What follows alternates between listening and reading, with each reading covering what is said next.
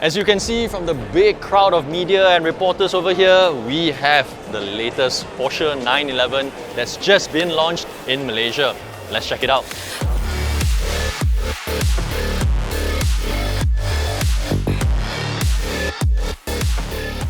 The Carrera gets a 3-litre twin-turbo setup, while the Carrera 4 GTS gets a 3.6-litre single-turbo hybrid system.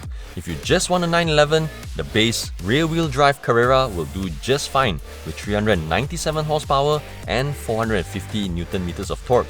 0 to 100 with the Sports Chrono package is 3.9 seconds. The more powerful all-wheel drive Carrera 4 GTS makes 541 horsepower and 610 Nm of torque for a blinding 0 to 100 time of 3 seconds flat with the Sports Chrono package.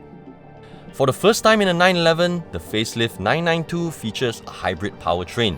There is now an electric motor in the single-turbo system and another by the transmission, powered by a 1.9 kWh lithium-ion battery. For the sake of emissions, it has made the car heavier but also 0.3 seconds faster than the previous GTS.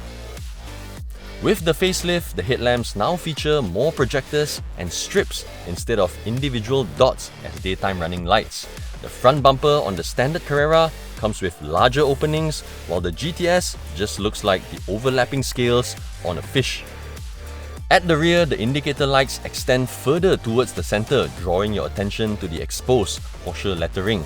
Unlike before, where the pre-facelift had cutouts on both sides of the rear bumper, the new rear bumper gets a cleaner look. The instrument cluster is now fully digital and a highly customizable 12-inch display, unlike before where the center rev meter was analog. Being fully digital, it offers up to 7 different displays. It's new to the 911 but not to other cars. The old turnkey start button is now replaced with a more conventional push start button. If the 911 is your dream car, you better buck up. These things, like all else, are going through the roof. The base 911 Carrera now starts from 1.4 million ringgit to 1.8 million ringgit for the Carrera 4 GTS. So, what do you think about the new Porsche 911? It's quite impressive, huh? How they have adopted the same concept over the last 50-60 years, yet able to come up with incremental improvements throughout the car. Impressive.